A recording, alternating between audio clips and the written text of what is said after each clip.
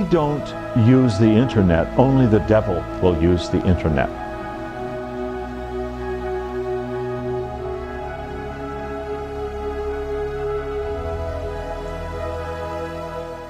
Okay. Good afternoon. This week, I'm pleased to be joined by Father John Valadez. Father John is the pastor of St Timothy Orthodox Church in Lompoc, California. He's an artist, writer, and the editor of the zine project, Death to the World. He's also the host of a podcast called Ek Nekron, which you can find on Spotify and iTunes. Father, thank you so much for joining me this afternoon. All right, a little technical difficulties, but I think we got it back. Yeah. Father, thank you for being here. It's a blessing to be here. Thank you for having me. By your prayers, Father. You have the privilege, or maybe the misfortune, of being the first clergy I've gotten onto my my talk show here. But I've been a big fan of Death to the World since I stumbled across it maybe like 2 years ago. Oh, wonderful. Yeah, I think that the art style and the just the whole vibe of the imagery you use and how you lay it out, it reminds me of like those old punk and hardcore magazines from my teen years, and it definitely spoke to me like right away. So I guess just to jump right in, I would love it if you wouldn't mind to sort of give my listeners a bit of a background on who you are and how things kind of rolled the way they have in your own words. Sure. Yeah. Well, I'll try to keep it a little bit short, but still interesting. Yeah, you don't have to keep it that short. I'm sure people would love to hear it. Well, I wasn't raised in any kind of Christian background whatsoever. I do vaguely remember my mom taking me to different churches growing up, but we didn't have any constant religion at all. No prayers at home, no prayers at the table. Nothing like that at all. So I wasn't attached to any kind of belief system until I met some friends in middle school and started going to youth group at a Methodist church in middle school. And that was really my first exposure to scripture, my first exposure to anything that was Christian in a constant way, and when I went into high school, I was still involved with that youth group at the Methodist church pretty often. And it wasn't a very traditional Methodist youth group. It was more, charismatic, not charismatic in a Pentecostal sense, but it was more like evangelical Protestant, if you will, like the rock bands on stage and the Bible studies afterwards and things like that, while the old Methodist people were in the big church doing hymnals and things like that. We had the rock band inside of the youth hall, type of a thing. And when I got into high school, I made some friends with some kids who were in a Protestant punk rock scene in Southern California in Orange County. And they really sucked me into that. I was already getting into heavy music at the time, and they were connected in a circle of other friends who were into like punk secular music and stuff like that I had been listening to. And so I started to go to these punk shows, these Protestant punk shows with my friends from high school. And, we'd go to these shows, and it really became my church community more than my church community was my church community. And so almost every weekend, we drove somewhere to a church or to some kind of underground venue and watched these Protestant punk bands play. And we all went with our mohawks and spiky hair and all anything that you would, think of as your typical punk rocker looked like. All of the kids looked like that. And they play heavy music, there'd be mosh pits, all the kind of stuff you see at shows. And then afterwards, they'd put the electric guitars down, they pick up acoustic guitars and start playing Protestant worship songs, Interesting. And so we'd pray and worship together, and maybe somebody would go to like a grocery store next door and get some grape juice and crackers and, have what we thought, at that time was communion. Yeah.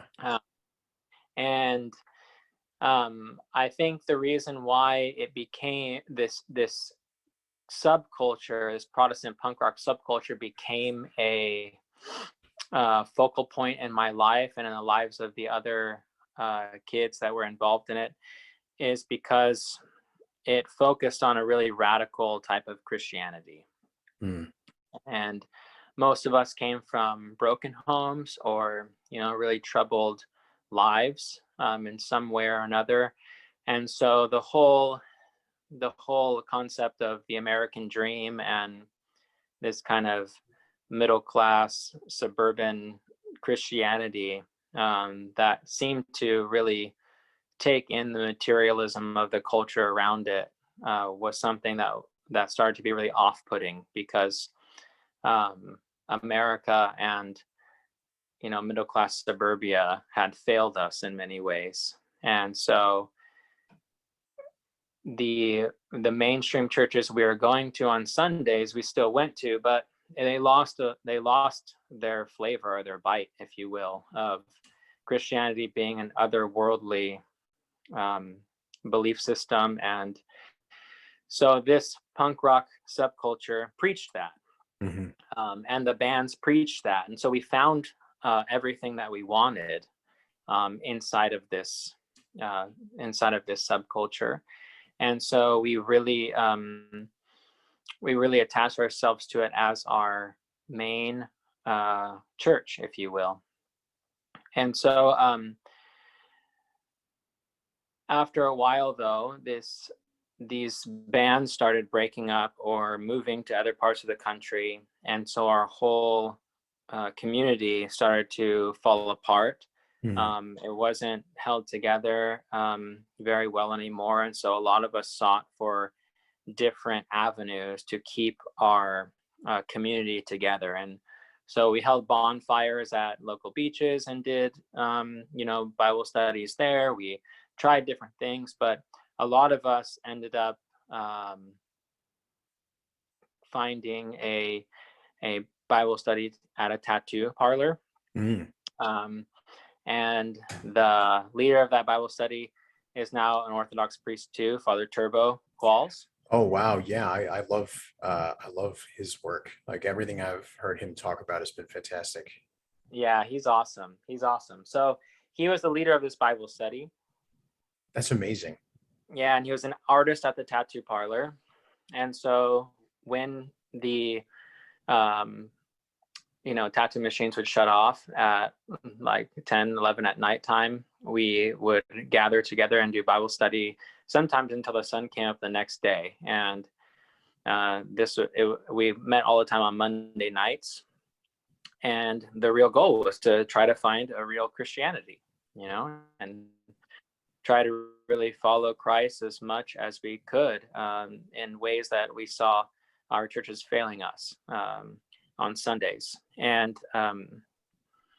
behind the scenes of all this, in this Bible study, after some years of doing it, Father Turbo came to a kind of spirit, like the spiritual snowball started to happen after he came into contact with some Orthodox things. I think in his story, maybe you could have him on one day, he'll explain it better, but I would love to. Yeah, particularly he went and visited, I believe this might have started the snowball, but he'd know it better. He went to a dinner at his wife's boss's house, and the man was a Coptic guy, but he had this icon of Christ when you walk into the house. And so that really struck him. The icon really struck him. And he started asking questions, and this kind of like just kind of snowballed, to a point where eventually he decided to become Orthodox, him and his family. And this was all going on behind the scenes. Some other people knew about it in the Bible study and stuff, but I didn't really know about it. And so the Bible study just came to a halt. One Sunday, he gave the last Bible study and basically told us that we're not going to have the Bible study anymore because he's becoming an Orthodox Christian. And I didn't even know what that was. I never heard of it at the time. Mhm. And that, out of respect for everybody else's pastors and stuff, he's not going to teach the Bible study anymore. So I went home and tried to find as much Orthodox stuff that I could on the internet at that time. And this was in 2004 or so. It wasn't very easy to find a bunch of stuff, but I did find some things, and those things were had all my Protestant alarms going off, like the Virgin Mary, and they kiss stuff, and they pray to Pictures saints, everywhere. and watch out, but I meanwhile, while this was all going on, I had already asked him if I could be an apprentice of his at the tattoo shop. And so I started as an apprentice at the tattoo shop. And so we continued to talk about this for, every day that we were in there. There are different people who come in, and Turbo kind of decided to have a follow-up Bible study where he gave the reasons why he was becoming Orthodox. And those made a lot of sense to me, but I didn't really know what to do with it. I started looking more maybe I can go to a Lutheran route, maybe, a more traditional Western route is better than what we are doing right now. But eventually I started to read about Orthodoxy and warm up to the idea of it, and see it as the fulfillment of what I was looking for, this whole time. And one of the big moments for me was I went to a local library, a public library, and found the Orthodox section. It was this big, with 4 books. And one of them was by Frederica Matthews Green, and it was called, I think it's Facing East was the book. And I was reading through it, and she mentioned in that book visiting a coffee shop, and she described Death to the World magazine and the book Youth of the Apocalypse. And I was really intrigued by it because she was describing that it was made by these monks who came from kind of a rock and roll subculture. And so I emailed her, and she forwarded my email to, at that time, Abbot Gerassim in Platina. Now he's Bishop Gerassim in the OCA in Texas. And he answered my email and then sent me a huge box full of the old Death to the World magazines from the 90s. Wow. Yeah, and Youth of the Apocalypse books. And I brought him to the tattoo shop, and we started to really go through them and stuff. And this tattoo shop was awesome in a lot of ways, because people knew Father Turbo, and so they would come to the tattoo shop throughout the day, all the time, ask for advice, talk about things, so it was really a revolving door. And so as we are looking at these zines and talking about them and stuff, people from our punk rock subculture, Protestant punk rock subculture, remembered that the bands that we used to listen to had these magazines, and they took a lot of their lyrics from songs and slogans from them, but never told anybody about Orthodoxy. Really? Yeah. And so we came to find out that in the 90s, the monks from Platina who started the zine, they went to Cornerstone Festival, and it was a big Protestant rock festival, and they handed out they had a booth, I think, and they handed out the Death to the World magazines. And one of our friends that was part of the tattoo shop, actually, when one of the bands moved, they gave him their file cabinet full of their lyrics and other things like that. And inside of there were Death to the World magazines with highlights of like lyrics that they took from. Wow. And yeah, so like even like the beginning of Youth of the Apocalypse book is like word for word lyrics from one of the band songs. And so I came to find out that, you know, what attracted me to this subculture, this punk rock subculture, was all Orthodox stuff, just relabeled under this Protestant ethos, you know. And so that became my, you know, it became the reason why I pursued it more, because I realized that everything I loved about what I had been doing for the past few years was all orthodoxy. You know, it was all orthodoxy.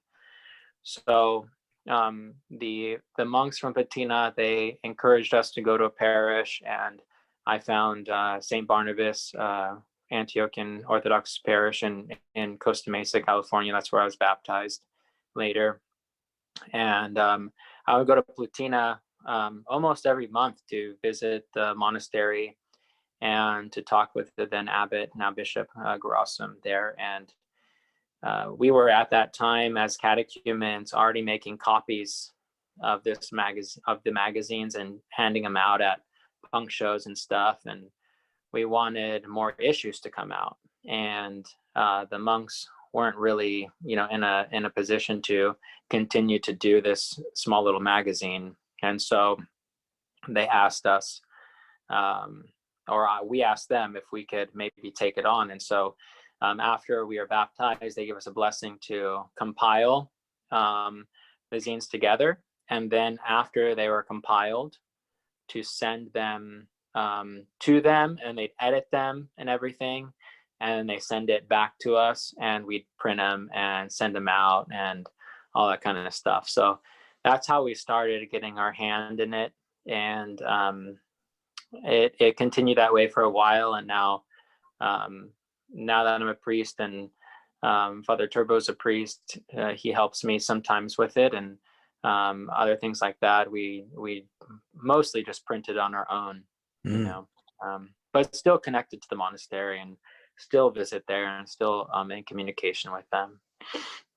Wow, that's a wild story. That's incredible that so even so long ago, like in a completely, you know, a Protestant rock scene, we're reading these bizarre, like kind of very niche zines from the monks and taking their lyrics from it. That's incredible. That's a wild story.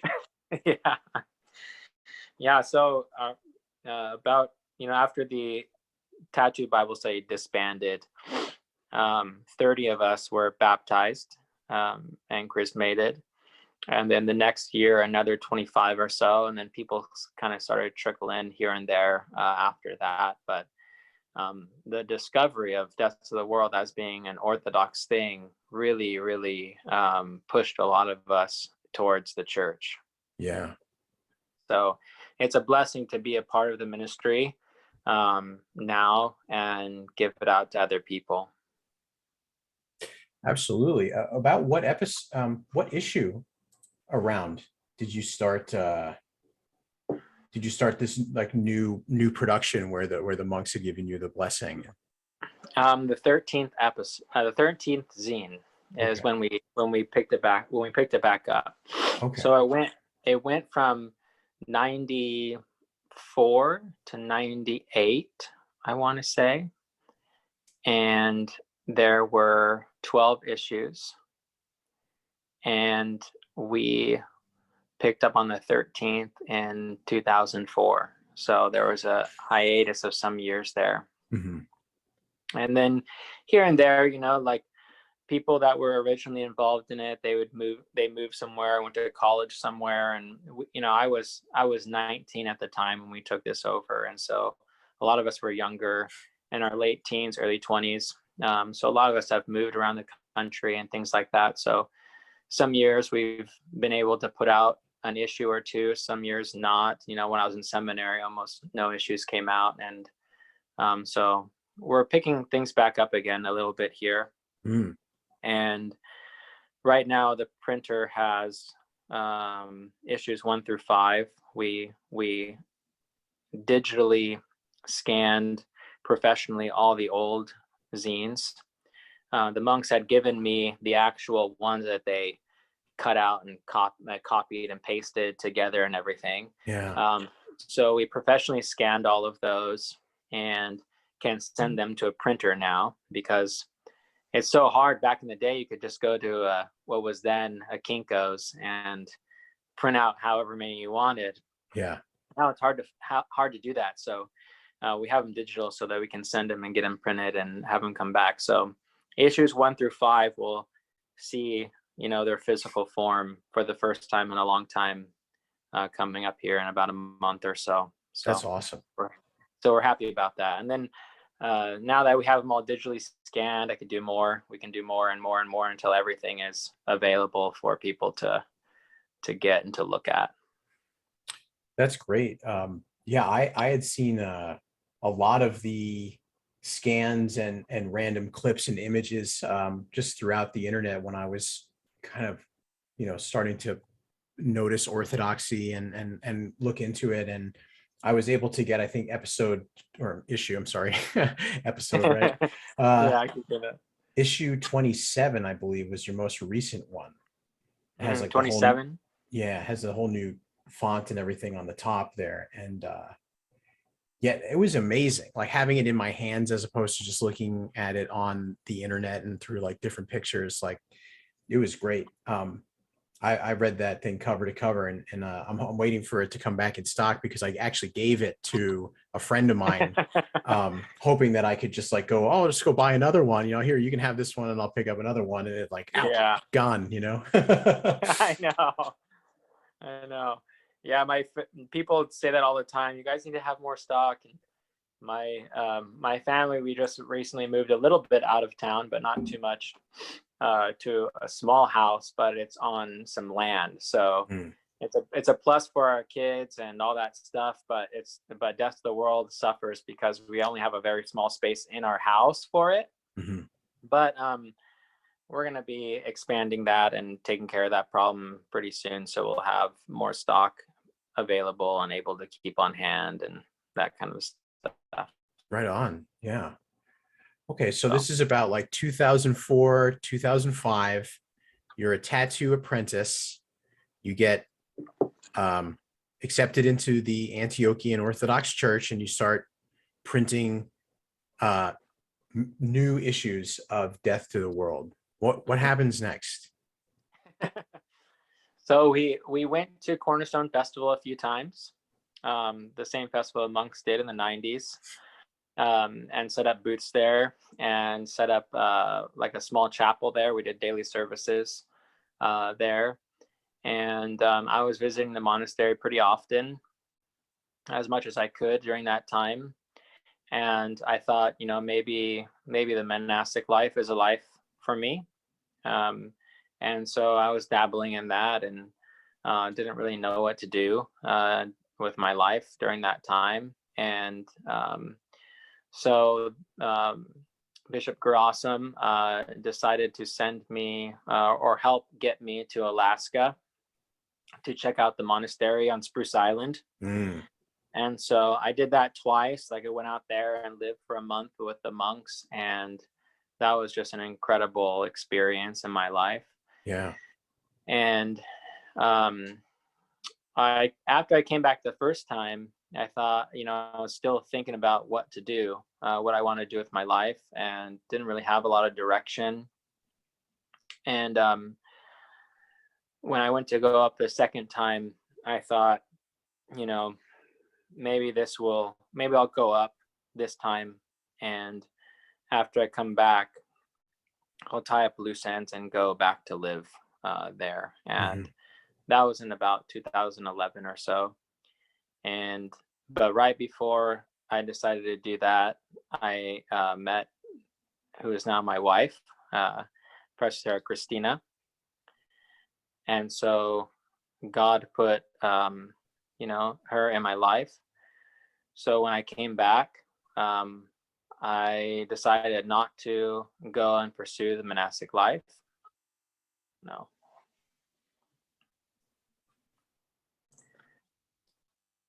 All right, a little technical difficulty, but we're back. So you're telling us about meeting your wife. Yeah, so I met my wife and we got married a few years later. And but I always had a strong inclination to serve the church. I just didn't know in what capacity that would be.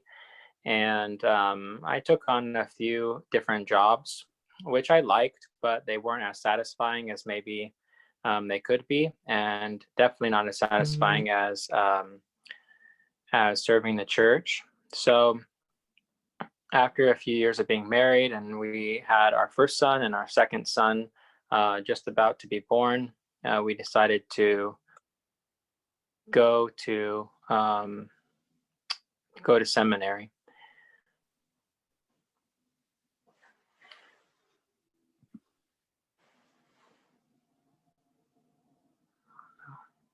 No, you're still here. Yeah. Oh, I'm still here. Yes, Okay. sir. I didn't know. I didn't know if I saw you pause a little bit, so I didn't know if I paused either. gotta love technology.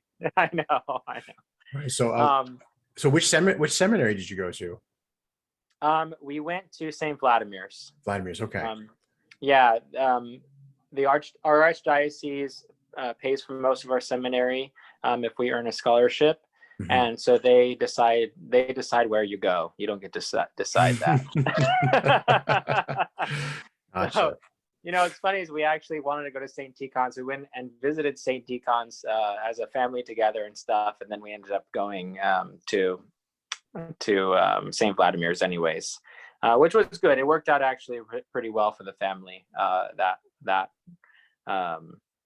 choice. But so we did 3 years there. And I talk about like the prison sentence. We did 3 years there. Yeah. Then we got our first assignment, and we are sent back here to California, to Lompoc. So this is our first parish. We've been here since 2018. So so it's coming up on 4 years here. Wow. That's awesome. Yeah. Yeah. St. Tikhon's, that's the one that's in Pennsylvania? Yeah. So one's in Pennsylvania with the monastery next door. Right. Yeah. I had the pleasure of speaking with this gentleman named Aaron Alford, who also went there. Okay. Yeah. He wrote a book called The Divine Logos, which was a really interesting, I guess it was his master's thesis put into a book. It was very, very interesting. And where is St. Vladimir's? Pause a little bit. All right. Yeah. So St. Vladimir's, where exactly is that? All right. I see it recording. It is recording. Okay. You're back now. You froze, and then you came back for me. St. Vladimir's is in New York. It's okay. It's just outside of the big city. So it's in Yonkers, New York. It's north of the big city. Yeah, Yonkers. I'm familiar. I grew up on Long Island. Okay. So that's not too far from where I'm from. Okay. Yeah, I was made a deacon in Levittown, St. John the Baptist in Levittown on Long Island. Wow, that's like down the block from where I'm from. Wow, small world. Yeah. What year was that? That would have been in 2016 or 17. Okay. Yeah. That's fantastic. And then and you became so did you move out to Lompoc as a deacon, or were you made a priest and then sent out? I was made a priest and then sent out. Okay. Yeah. So how have you found trying to keep up the Death to the World project, the Ek Nekron project, and being being a pastor, that sounds like a lot of work. Yeah, it's a lot of work. Yeah. It's a lot of work. What works well though is that a lot of the Ek Nekron podcasts are all teachings that we do here, like a continual catechism that we do here every Wednesday night. So I just record all of my talks for that and upload them. So that's kind of kills two birds with one stone, a little bit there. But it is hard keeping up with it all. We do have some room to definitely improve as far as like having timely shipping and keeping things in order, and like I said, having a space where we can keep more availability and stock for Death of the World and give it more attention like it deserves. I feel like we're really on a good upswing right now. We have some young people in the parish that are willing to help do our shipping for us and things like that. So I think it's a really good turning point for Death of the World right now, and I expect there to be a lot of growth with it. But yeah, I mean, it's hard to give it as much time as like a small business owner would be able to give a small business that it's time, you know what I mean? And I have 5 kids on top of it. So, Oh, wow. So it's even more work. So, but it's good. And we have like 20 something ducks, and I sell duck eggs as well and things like that. So That's I got awesome. a lot of projects to juggle. Yeah, it sounds like you're a busy guy. Well, better busy than bored. That's for sure. That's fantastic. Was that one of the big inspirations to move out to the smaller place with more land, is to start doing some farming and things like this?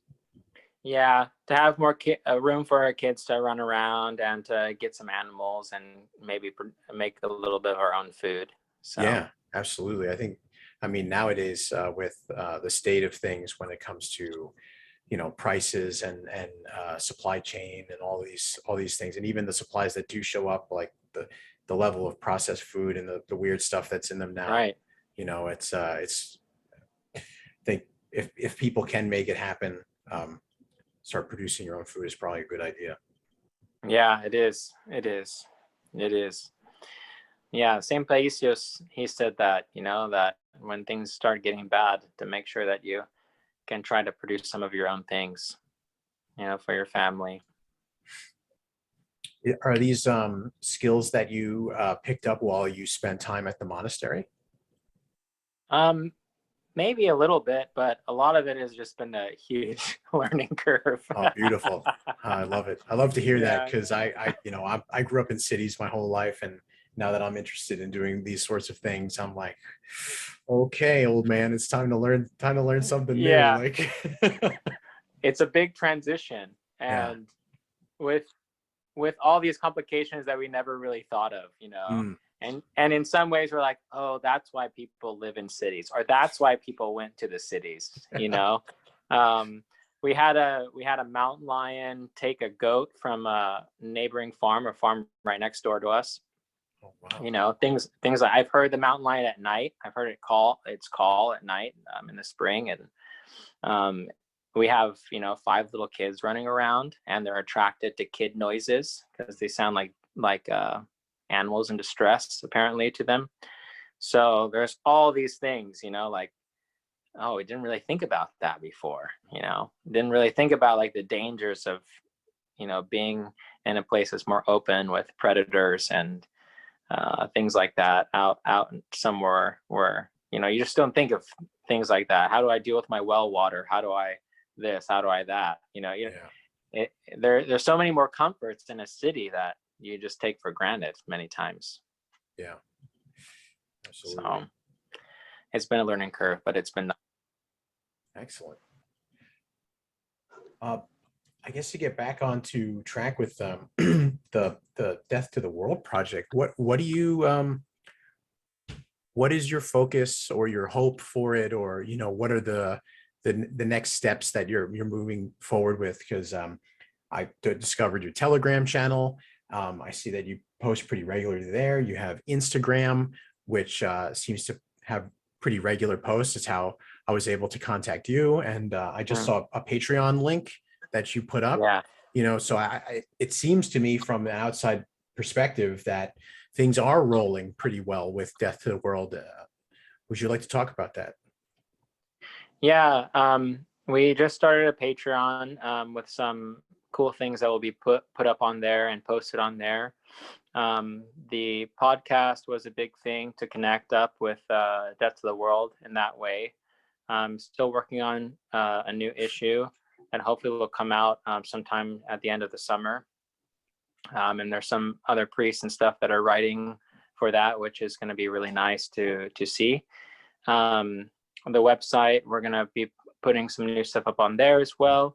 And so I just hope to get it to a point where, it is getting the time and the energy that it really deserves. There's been many times in the past where I felt like I just don't have the energy or the time to continue this anymore.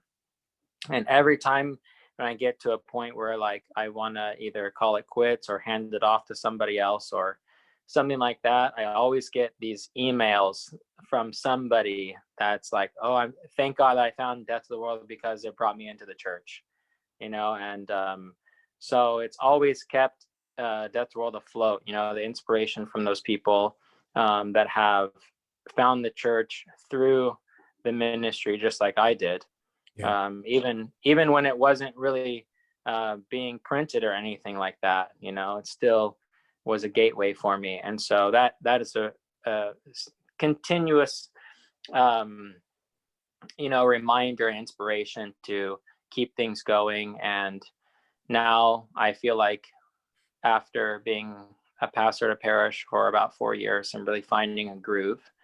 And now can really set aside time and resources for the ministry to grow. Yeah. So that's excellent.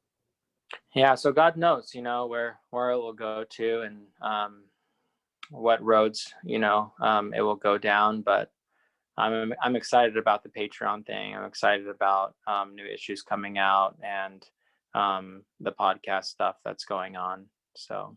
Yeah, I've really enjoyed the podcast. I listened to a couple, and then there was a kind of like a long bit of space between some episodes. And I've just seen recently now that there have been some new ones put up. So I'm looking forward to listening to those.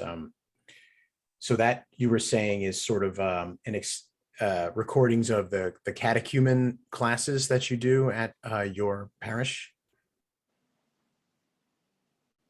Yeah, it's an extension. Okay. Yeah, it's like an extension of catechism. We have catechism program, but this is like an ongoing adult catechism or ongoing catechism for anyone in the parish. So we just do a lecture series. We call it the St. Nectarios Catechetical School here. And so anybody can come from the community. We've had, Protestants drop in or other people that are just curious drop in. So after Vespers on Wednesday evenings, we usually just have like an hour-long discussion. And many times I'll do a lecture series on that. So right now we're going through the Desert Fathers. And, before that, we did another topic and things like that. So at the end of this summer, we're probably going to get into Genesis and early man and things like that. So I'm looking forward to that as well. So those will all hopefully, be posted up on the podcast channel as they get edited and everything like that. That's great. Yeah, that sounds really good. There seems to be a growing interest in Orthodoxy. It seems like, between different people on the internet, from YouTube content creators to podcasts to, all sorts of people seem to be rediscovering Orthodoxy, or perhaps discovering it for the first time in the United States, since it's very new here in comparison. So I think it's fantastic, the work that you're doing. And it's always awesome to actually hear clergy saying these things, as opposed to, some guy like me who just read a book and is trying to talk to, people about it. Right. Like we don't have, I don't have any authority. Like I try to say that right off the bat with any conversation I have, like, I am no authority. I am learning. I want to learn as much as possible. Let's talk about these ideas, but what is your take on this interest, this new interest in Orthodoxy? It seems to have sprung up over the last, like, maybe 5 years or so. Mhm. Where do you think that this is coming from, and what's your opinion on it? Well, I think that right now is a great time to live as an Orthodox Christian. It's really easy for us to look at the world and see how negative, everything is, and to point out all the negativity and say where the world is going. But in all of that, it gives us. Did you cut out? Nope, I'm here. Okay. But in all of that, it gives us a great opportunity, because as the world grows darker, Orthodoxy becomes more and more of a light, and it becomes more and more obvious that it holds within itself the healing that every soul craves and wants. And so there's no more kind of plastic veneer Protestant fake Christianity anymore. That's all been evaporated. Yeah. So people can't hide behind this kind of moralistic Christianity anymore. And so it pushes us to ask big questions, and where does the authentic spiritual life lie? Where can we find the light that we all crave? Where can we find the living water? We're celebrating the mid-Pentecost today, and everything is about the living water of Christ, and the world wants it. It's thirsty for it. And as society continues to not be a well that people can draw from spiritually, they start to hopefully search for something that can satisfy that spiritual thirst. So we're in a great position right now, and things like you're doing with even just small YouTube things that grow bigger, and what other people are doing with podcasts and other kind of outreaches like that are all make a huge impact. A huge impact. If we can just save one soul in our ministry, then we've done more than enough. Yeah, God bless. I hear that. I was so fortunate to kind of come across small YouTube channels and small podcasts when I was seeking these answers to these questions that I was having. So, I think it's incredible now, though the internet is, I wouldn't say necessarily the best thing for us. It does open up the possibility to do real good. And that was something that Abbot Trifon said, and that was something that really struck me when he said it, because it's so true that, we could look at all the negativity and the evils that come from the internet, but there are people using it for good, and that's really, and people who want to find that will do the seeking. I know I did. Well, right on.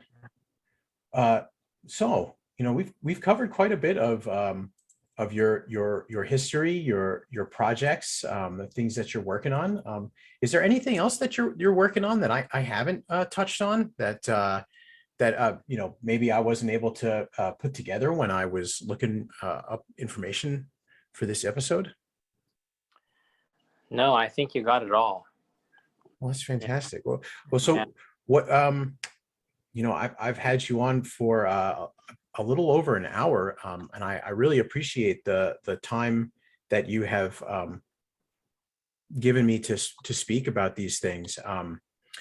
Where can people find your information? Where it's deathtotheworld.myshopify.com. Is that the primary website?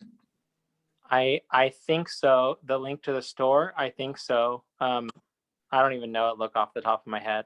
But you can go to deathtotheworld.com and there's a link to the store on the main menu. Great. I'll be sure to put all the links and stuff when we get to it in the information for this. I guess, I would ask, what would you tell, what message do you want to get out there? If I have this little audience of some people who may be Orthodox, may not be, may just be like right-wing people who happen to like some of the other conspiracy theory people that I'm talking to, like what's something that, people can focus on now in this time? We touched a little bit about on how dark things seem to be getting, and people who are right-wing, who understand things like order, hierarchy, and the necessity of these things.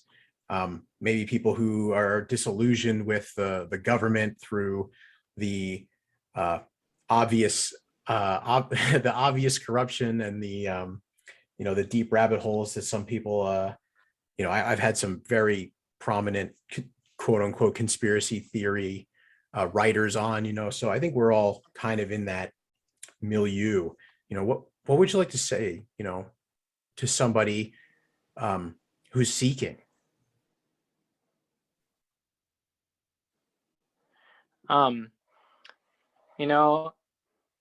There's this time where, are you there? I am. Oh, okay, good. There's this time where somebody came to St. Paisios and asked him about, kind of who's pulling the puppet strings in this world, and something along the lines of that. And he had said, although it's good for us to look and see maybe where these things are coming from, if there is a room of people that are pulling all the strings in the world, it doesn't matter really who they are, because we know who inspires them all, and that's the devil. Mm-hmm. Many of us get caught in this net of left or right, and conservative, non-conservative, and what really is going on is this is a spiritual problem, and this is a spiritual battle. No matter what kind of legislation gets passed, no matter who's the president in office, those things are not going to fix society. Repentance and a true and deep spiritual life and a life of deep prayer is what will fix society and will turn society around. And this world will always give us death. It will always give us a transient life. If we're focused on the right, in some way and some time, it's inevitably going to fail us, and if we're focused too much on conspiracy theory and what is going on behind the scenes, at some point it's all going to fail us, and we have to put our energy into a real spiritual life and a life of real repentance and a life of deep prayer and transformation. Those are the only things that are lasting, and they're the only things that will help get us through any kind of hard times. We look at the confessors of the Russian communist prisons and the Romanian communist prisons, and what these societies went through and what these people went through. And the thing that preserved them all was a life of prayer and a life of repentance. Some of the fathers from the Romanian prisons would even say that they liked their prison sentence better than being free, because it forced them to go inward. He said they couldn't go outside of their own cells. Some of them were kept in such horrendous conditions, especially in Romania, and they weren't able to see the light of day for a long time. So they had nowhere to go. one of the fathers said. So that they have to go inside of their own selves, into their own hearts. And this is where they found true freedom, not necessarily in joining political parties or, in protests or in any kind of, advocacy for certain types of groups, even though these things are not necessarily bad.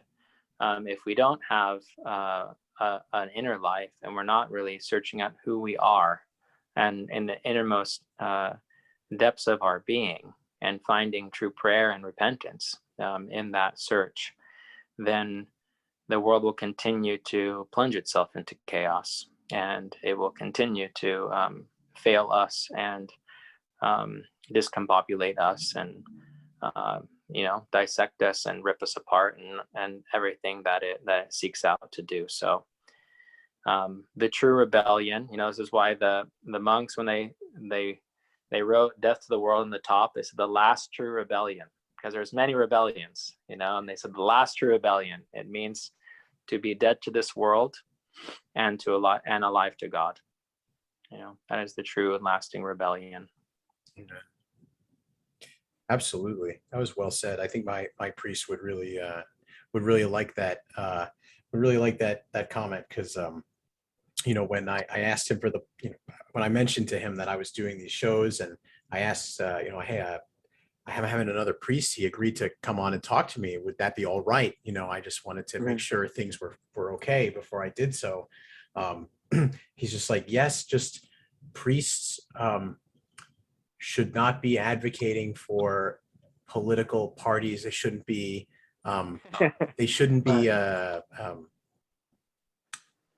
just make sure you don't talk about political movements or affiliations. You can talk about whatever you like, but as long as no one's advocating for joining any specific groups or anything. And I'm like, you got it. And that was a beautiful answer. Like, I think he'll be very happy to hear that when I tell him.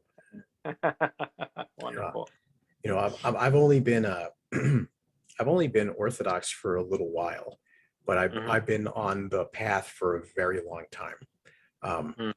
But even still on the path, I don't really I often feel like I didn't have a long enough catechumenate, or maybe I don't think that there's any other option besides to be baptized and getting into the spiritual life and trying to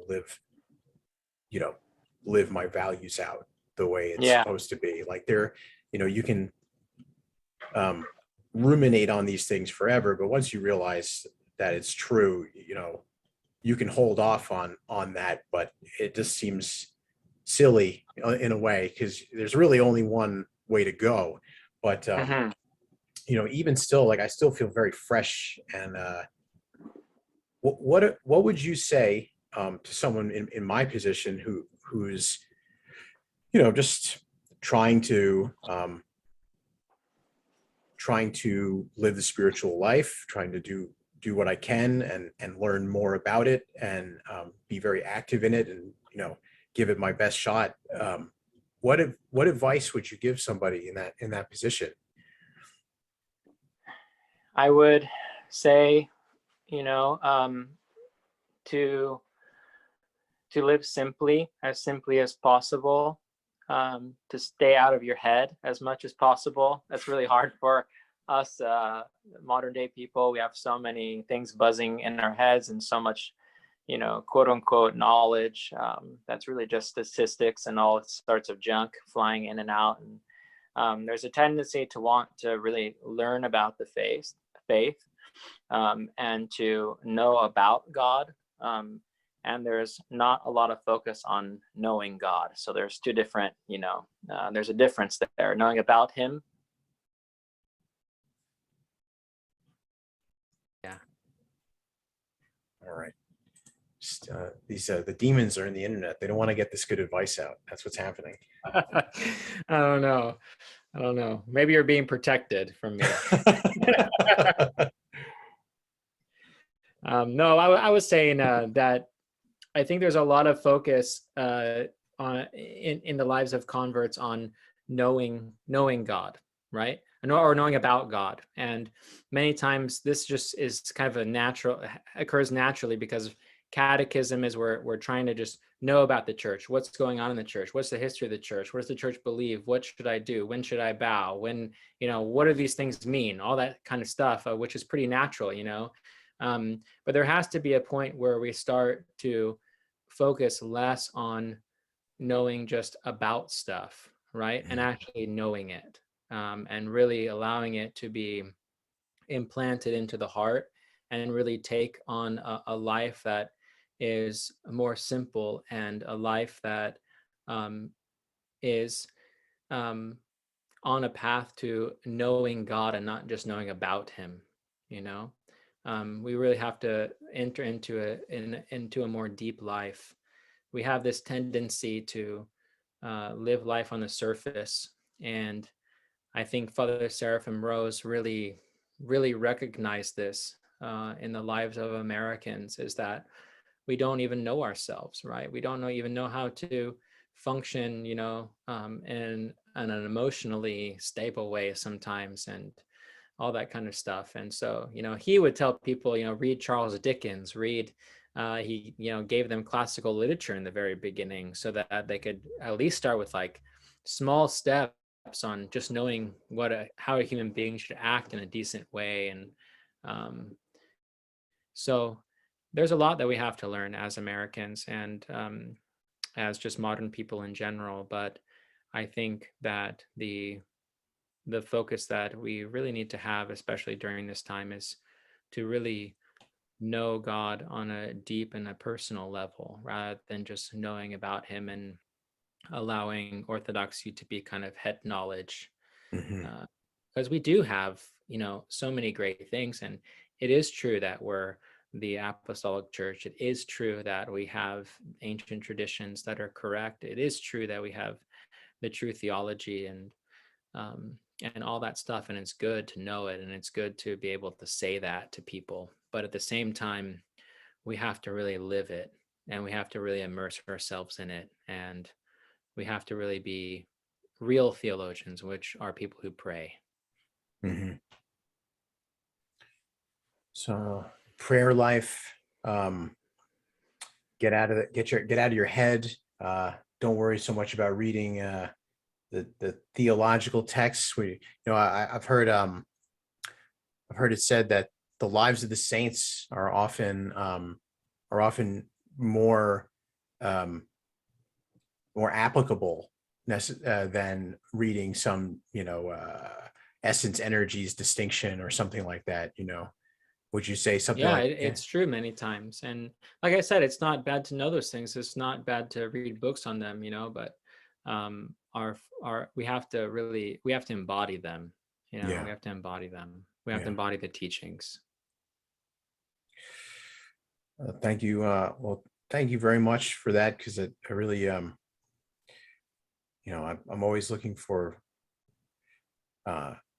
signposts on the way, because I did kind of get into this in more of a cerebral way. I was sort of argued into the reality of God, and then what is that, and then kind of following that, like, okay, well, now I understand this from a philosophical perspective and a logical perspective. Well, now I need to do the historical work. And then when I found myself in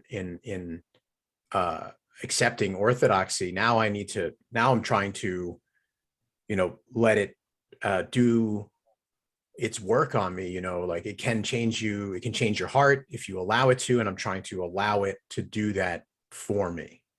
And splitting those things up and not being so in my head and all the time, I think that's good advice, because I do, I'm definitely there.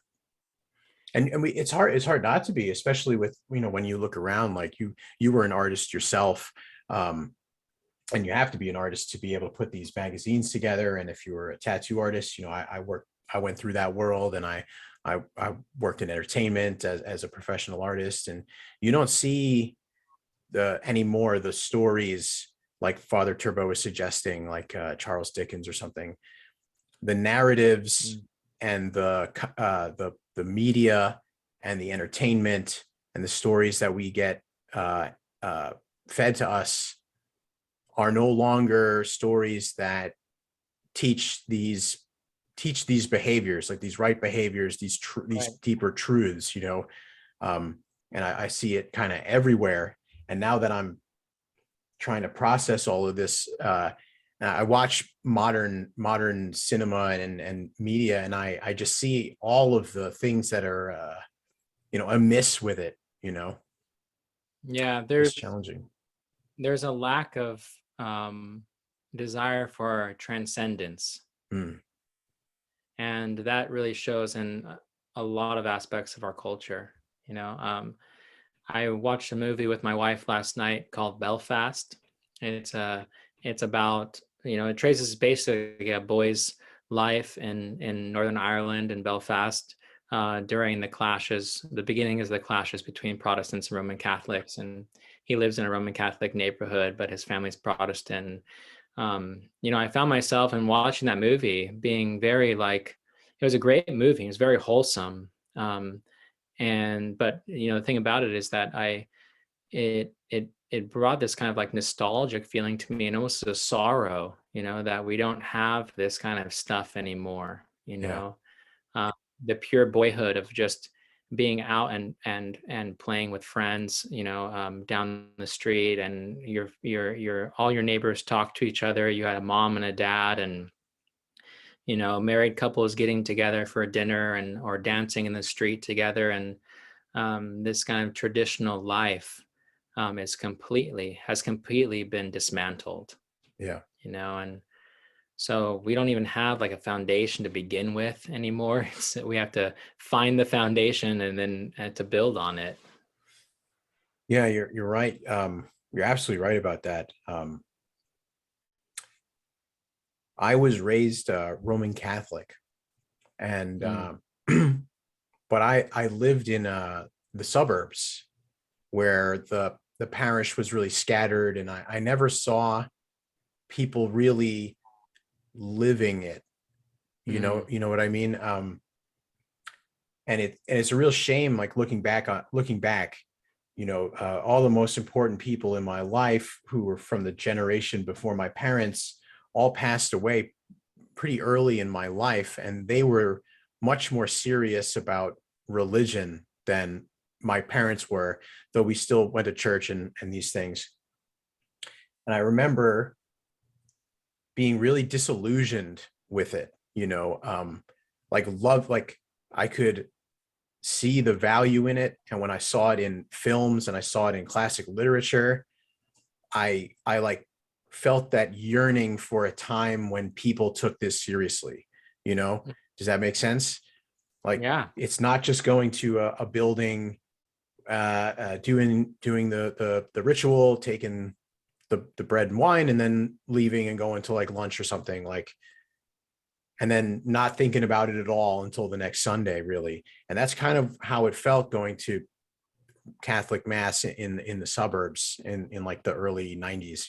That's really what it was. And I always felt a yearning for the truth of that, the real thing. And it always just felt very superficial, just kind of like you were saying, where everything in America seems to be just surface deep. Yeah. Thank God for the faith. I mean, I think, a lot of us in that tattoo parlor really got to the point of, if orthodoxy is not real, then there is no Christ, then everything that Jesus promised is not here and can't be found on the earth. Yeah. And so thank God for orthodoxy, because it saved a lot of us out of the clutches of atheism, probably, and our complete demise in many ways. There are, that in the Bible study, there were people who did take that route. A lot of us, we came to a crux and either, went and became Orthodox, or in many ways, a lot of these other guys kind of lost their faith or went off the deep end. So Yeah, I'm guilty of doing that. I was I don't know if I would say atheist. I guess that's a word that kind of covers a lot of bases, but I was uh, a miserable person, like a miserable person for a long time. Um, and now I look back on it as like pride and all sorts of things that were in the way there. But I will say, God never gave up on me. I was living a terrible life, and then I was living a terrible life, and on a plane flight of all things, I'm an Orthodox priest was sitting next to me on the plane, and we had a little chat, and like little dips, like I look back on my adult life, and there were little hints of orthodoxy just sprinkled throughout it. Like, oh, maybe I go for a couple months, and then I would see an icon on some piece of art or something and be like, oh, what's that? Or I would take a flight, from Seattle to San Francisco of all places, and I'd be I sat next to a priest, and we just had a chat. Nothing heady, nothing brainy, just like a regular conversation. And Mm. you know, 10 years later, I'm being baptized into the Orthodox Church, and it's been a wild ride. But he never gave up, and that's, like you said, he has to be, because if he's not, there's nothing in this world at all. Right, right, There's really nothing there. right, right, right. Well, Father, I want to be respectful of your time. I've had you on for a while now. Thank you so much for joining me this afternoon and talking to me about your life and your work. And I'll make sure to put all the links and all that good stuff in the description of this video. And I look forward to the next steps from Death to the World. I look forward to the next episode, and I'm going to get onto those podcasts that are now up there on Spotify. And God bless, Father. Thank you so much. And it was wonderful to be here to meet you through this device, and I look forward to seeing where you go with this channel and all the fruit that comes from it. And it was wonderful to hear your story and be inspired by our talk as well. Well, thank you so much, Father. Glory to God for all things. Amen. Amen. Christ is risen. Truly, he's risen.